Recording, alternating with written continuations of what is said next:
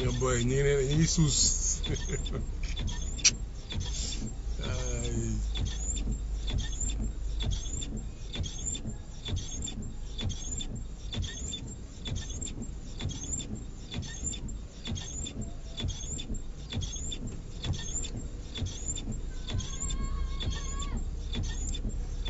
mënoo leen xam sax jeunesse bi nekk si biti ak niñ toll te fii nii Malibu la rek mais boo demee Malika jëm yëmbal ak yooyu ñooñu ñëpp ñu ngi si plage xam nga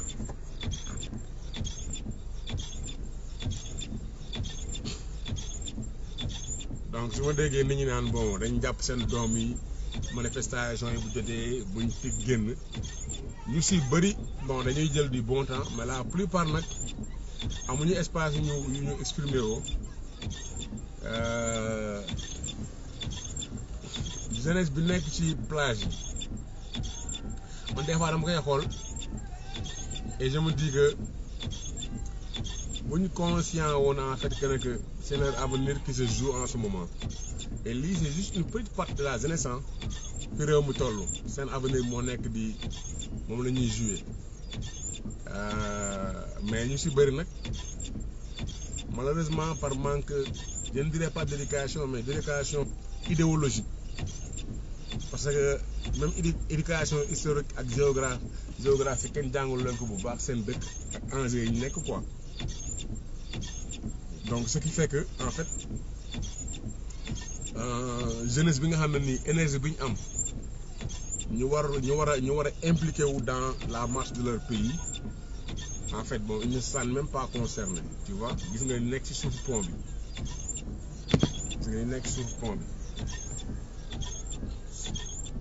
tu vois c'est un monde fou c'est un monde fou moo nekk ci plage bi et lii yëpp c'est comme je dis ba Malika fii Malibu la mais ba Malika pratiquement c'est la même chose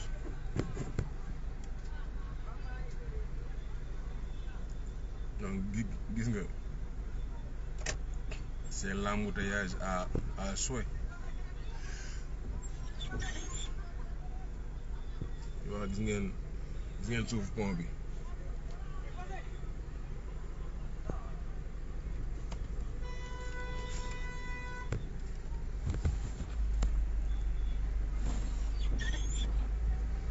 gis ngeen fii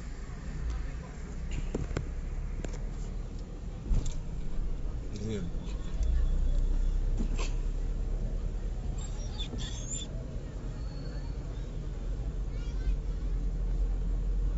li fi nekk ci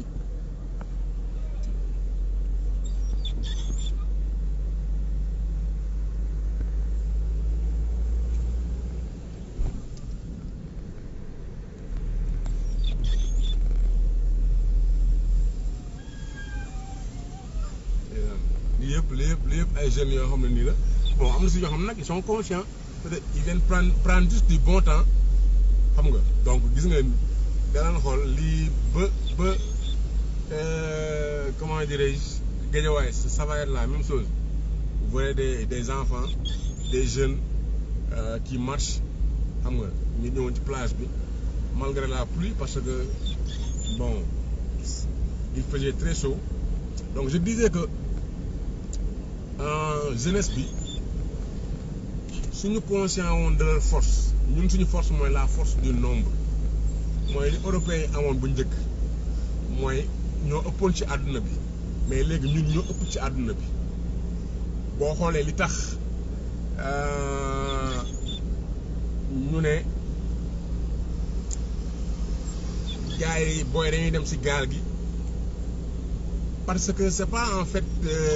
ñàkk liggéey am na fi effectivement mais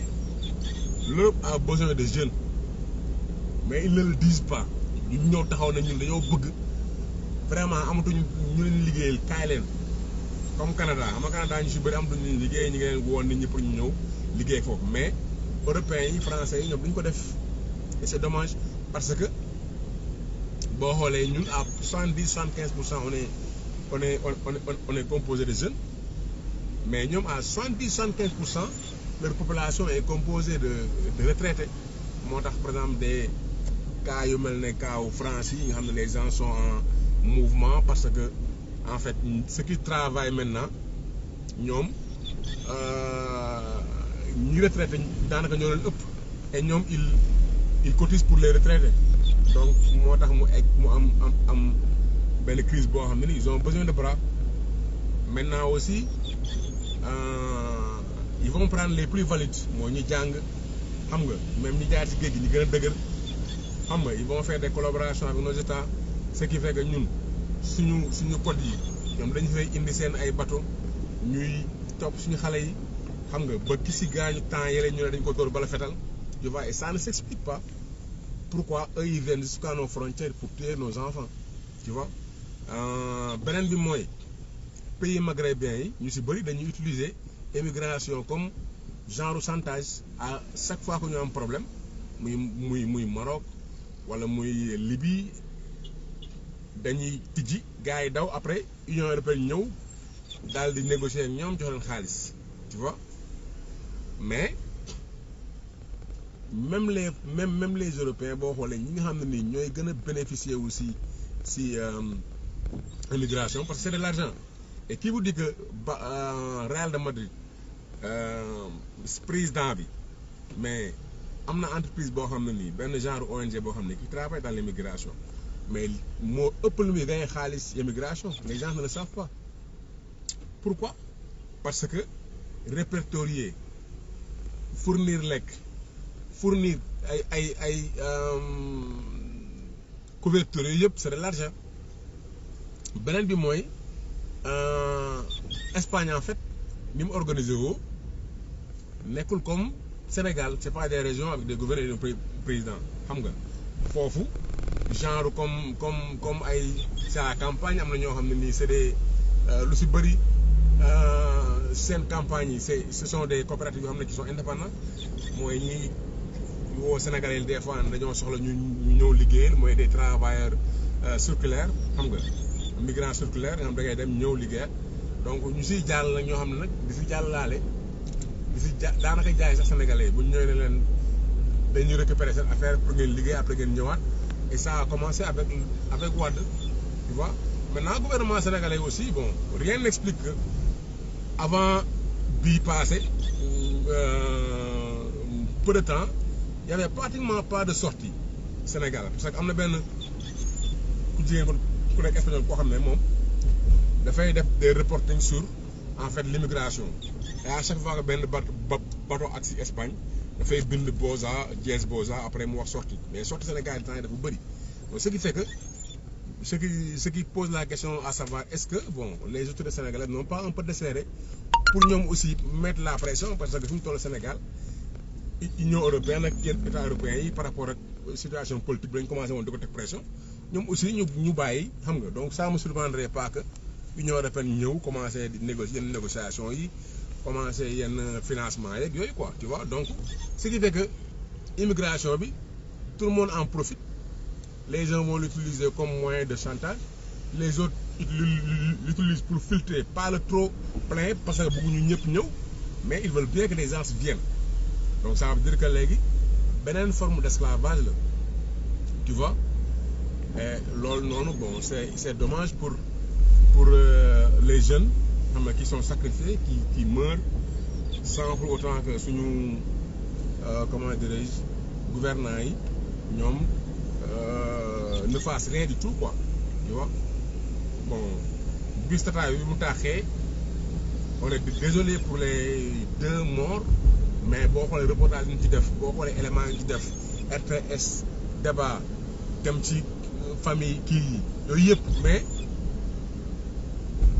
une semaine avant il y avait que benn bateau bu gars yi mbëkk mu échoué côté mosquée de la divinité bu Ouakam xam nga y avait plusieurs morts et puis on disait que ay bateau ñoo leen mbëkk bateau yu kenn xamul ndax bateau marine nationale la wala marine espagnole la parce que ñoom ñoo ñu liggéey ensemble mais benn reportage amu si personne n'a essayé de comprendre tu vois et bii passé aussi la mort du jeune là près de Rufisque qui a été tué par balle mais ba léegi gisoo ay reportage gisoo ay édition spéciale gisoo dara les gens se taisent. Beneen bi aussi ça a été le jeune qui a été tué par un contrôle de gendarmerie tu vois boo xam ne dañ ko mbaal moom aussi ba léegi gisoo benn média télévision bu dem def reportage teg ko ci télé bi dem jox la parole au parce que victime yi c'était plusieurs hein xam nga du woon juste le jeune qui est tué mais ñaari kii la woon ñaari scooter yu doon yu jiit la woon donc y avait des témoins oculaires mais on a fait fi donc pour dire que maintenant c'est comme si médias yi dañoo lëkkaloo quoi ñoom xam nga pour avec le gouvernement li nga xam ne nii mën nañ def propagande xam nga pour wane comme quoi que ne Sénégal nekkoo ci jàmm Sénégal dafa am terroriste Sénégal c'est chaud affaire yëpp xam nga ñoom ils sont prêts à faire des débats ils sont prêts à faire des wax sa xalaat xam nga ils sont prêts à faire intervenir des marabouts xam nga des religieux pour dire ce qu'on pense xam nga rey nit sànni ak yëpp ils le font mais quand il s'agit par exemple d'autres décédés par des bavures ou par d'autres causes comme l'immigration xam nga marine nationale ak ko dóor bal mais nan lañ mën a dóor bal ci gaal et les gens ne posent pas de questions ils ne font pas des débats sur ça xam nga ils ne font pas de reportages sur ça ils ne font rien donc c'est dommage pour le Sénégal. Maintenant les médias il faut plus compter avec eux parce que ñoom dañu am seen propre agenda je me dis bien dañu am seen propre agenda ils parlent de ce qui les intéresse mais pour la plupart si yeneen yi xam nga c'est ñoom seen yoon nekk su quoi donc nii ñu ngi doog a jàll le rond-point de la Mor mooy rond-point kii bi gàddaay bi bon am na sax photo bu ma jëloon bërki démb benn taxi boo xam ne taxi AIBD yi la boo bëggoon boobu sax publier gu ma ko pour juste entre parenthèses rappeler que nag ñu ngi commencé waat def ay dégâts matériels xam nga di yàq ay oto donc oto boobu aussi dafa yàqu complètement donc pour dire que jeunesse bi nañ conscient y a le temps xam nga féexlu y a le temps fort y a le temps lépp mais qui s'intéresse aussi à l'avenir parce que c'est notre avenir qui se joue en ce moment tu vois Niger on l'a vu xam nga donc des gens yoo xam ne ni qui sortent et qui soutiennent leur nouveau dirigeant. Mali même chose, Burkina Faso même chose, tu vois, parce que bon c'est pas seulement des coups d'état militaires hein, parce que am na noo xam ne nii aussi mën na nekk coup d'état institutionnel mën na nekk coup d'état boo xam ne nii c'est sans violence mais avec la violence des textes xam nga parce que di bëgg par exemple que benn candidat du nekk candidat comme Ousmane Sonko dem ba dire que koo xam ne jàpp nañ la mi ngi ci prison bi il est toujours en contumace c'est un contumace du moins xam nga il est toujours on a juste en contumace tu vois donc tu es dans la prison mais il y a une autre partie de toi boo xam ne nii il se déambule quoi mi ngi côté kenn xamul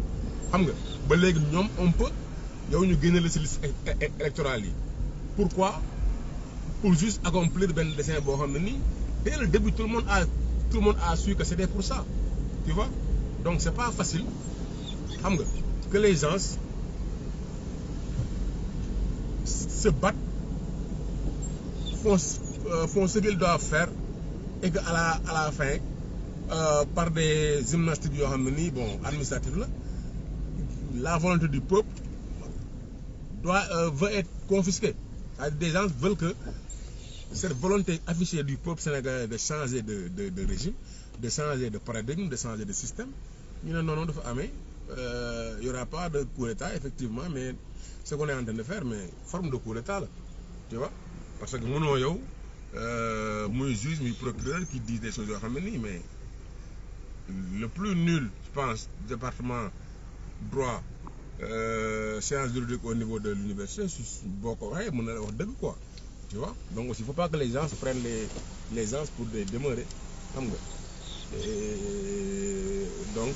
moi j'appelle les jeunes à s'intéresser davantage à leur avenir, à s'intéresser davantage à la chose politique. Et pourquoi j'ai dit banlieue et banlieue, moi, il y a un débat entre Barth, Sonko Pastef xam nga taxaw et je ferai peut-être une vidéo ou un texte pour montrer en fait le parcours de Barth boo xam ne nii parce que Sénégal aussi bon c'est dommage comme je dis toujours les journalistes biñ la wax en fait ce qui se passe c'est comme si des gens sont dañu tombé de nulle part rek et puis di wax wenn affaire alors que tey le trajet de Barth boo ko jëlee depuis mu dugg en politique en 2005 au niveau de PS vous allez vous rendre compte que Barth c'est polémique sur polémique il a évolué et premier doomu ndeyu Barth du woon Sonko mais premier doomu ndeyu Barth xam nga kan leen wax mais Malick Noël Seck la woon moo nekkoon premier doomu ndeyu Barth en 2005 ba mu ñëwee PS mu fekk ko PS ils ont cheminé jusqu'à ce que ñu exclure Malick Noël en 2012 en 2012 lañu exclure Malick Noël Seck et li exclure Malick Noël Seck mais loxo Barth ñu ngi si woon parce que Tanor moo ko exclure bureau politique boo xam ne nii Ndoye comment dirais-je Aliou Ndoye mi ngi si woon et pourtant ñoom ñaar ay doomu ndey ñoo xam c'était comme des frères tu vois ils avaient un discours boo xam ne nii bon c'est la jeunesse parce que Barth Tanor avait dit que moom à partir de l'élection de 2012 bu nekk lu gañewul xam nga il va quitter il va laisser la chose aux jeunes et tout xam nga ñu keneen quoi bon après mu gañewul mais mu daal dem ci APR et loolu bi mu amee ben moi Noël Seck a été le premier à lui dire que non il faut que ñu am benn changement parce que Tanor mënul élection yu mu participé yëpp mu perte et puis mu bëgg continuer di diriger le PS et ça a été le début du clash boobu Tanor Barthélémy Diaz mii tey moo ko doon défendre bec et ongle et pourquoi parce que aussi Barthélémy Diaz mais Tanor moo ko imposé en 2007 et bi mu koy imposé en 2007 en fait c'était lors d'un congrès boo xam ne nii en fait consensus la il y avait même pas vote et Barth était minoritaire mais il a fait de sorte que Barth mu nekk responsable des jeunes socialistes du parti alors que amoon na ñeneen ñoo xam ne ils étaient plus légitimes mais ñooñu bi leen di Tanor imposé Barth en fait et Malick Noël Seck le dit dans une interview xam nga que bon c'était que Barth en fait c'était comme si moom nervi wu Tanor la woon quoi xam nga c'était pas par épaisseur politique c'était pas par génie boo xam ne ni économique mais c'était juste parce que Tanor avait besoin de quelqu'un boo xam ne nii xaaral ma woon leen Malika gis ngeen Malika bon c'est Malika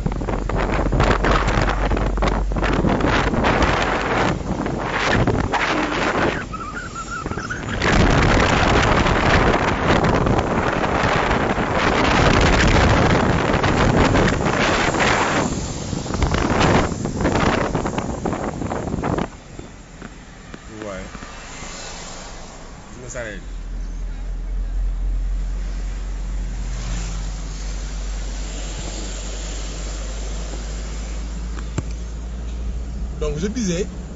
c'était pas par génie c'était pas par épaisseur intellectuelle que Barth est devenu ce qu'il est devenu au niveau du Parti socialiste il est venu là parce que en fait moom il est venu en 2005 2004 2005 2007 bombardé xam nga responsable jeune socialiste au niveau du Sénégal tu vois parce que Tanor avait besoin de quelqu'un et effectivement quand Tanor a eu besoin de lui en 2009 moom mu nekk maire de kii ci élection locale yi en 2012 bi gars yi commencé casse Tanor mais parti boobu moo nekkoon foofu c'est lañ exclure Malick Noël Seck xam nga et bi ñu demee ba Barth am problème ak kii parce que moom sax dem na ba daal di comment dirais-je daal di en 2017 je pense mais moom dafa bëgg a nekk secrétaire général du Parti socialiste parce que boobu Khalifa je pense allait être évincé parce que Khalifa Barth Aba Mbaye ñoom ñëpp la ñu ils étaient 28 ñoom la ñu dàqandoo au niveau du parti socialiste te boo xoolee comme je dis jeunesse banlieue ak jeunesse banlieue mais Malick Noël Seck c'était un Sonko avant Sonko Malick Noël Seck c'était un Sonko avant Sonko Malick Noël Seck moom France la jànge yaayam c'était je pense parti socialiste la nekkoon papam ambassadeur la woon après nekkoon directeur je pense nouvelle édition africaine NEA Barthélémy Dias on le connaît tous son père xam nga Aba Mbaye aussi France la doon jànge et moom Aba il dit que moom avant bi mu paree sax Khalifa moo ko indi moo na ko ñëwal boo ñëwee pour ñoom ñu nekk parce que boobu Khalifa mu ngi nekkoon maire de la ville de Dakar pour la gestion administrative donc Aba Mbaye ñëw Aba Mbaye aussi bon au niveau de Saint-Louis moom ses parents étaient des parents de ses parents étaient comment dirais-je des socialistes donc ils sont tous nés dans ce qu'on appelle le giron du parti socialiste c'est-à-dire bon doomu système bi lañ et loolu lañ am de différent ak Sonko tey képp ñu wax am na papa am na doom donc parti bi mu nekkee ci prison bi Malick Noël Seck bi mu nekkee ci prison bi am na yaay am na papa yoo xam ne nii mën nañu wax directement ñoo xam ne ni ñooñu ñoo bokkoon mbir mi ñoo bokkoon système bi mais Sonko yaayam est-ce que am na numéro procureur wala am na numéro secrétaire général wala am na numéro Khalifa Sall wala am na numéro je veux dire ñi tenir vraiment l'état non parce que c'est pas quelqu'un boo xam ne ni en fait il est né dans le système te Malick Noël boo leen ko xoolee moom entre les kii là en 2012 ba 2014 mais lim capitalisé woon mais loolu la nekkoon Sonko avant Sonko di génn c'est-à-dire il avait un discours panafricain il était très bien suivi bien vrai qu'il ne parlait pas bien wolof et c'était ça en fait son handicap c'était quelqu'un boo xam ne nii bon les masses il ne pouvait pas atteindre les masses mais c'était quelqu'un qui était très épais au niveau donc de c'est-à-dire c'était un intellectuel mais malheureusement en 2019 je pense il a rejoint Macky Sall je pense que présentement il doit être bon c'est ce que j'ai vu sur LinkedIn que maintenant mi ngi nekk ICS donc Macky Sall jox na ko benn poste mu dem fenn toog fa di liggéey quoi tu vois xam nga parce que moom nee na bi muy dugg politique c'était par le livre de Abdou Latif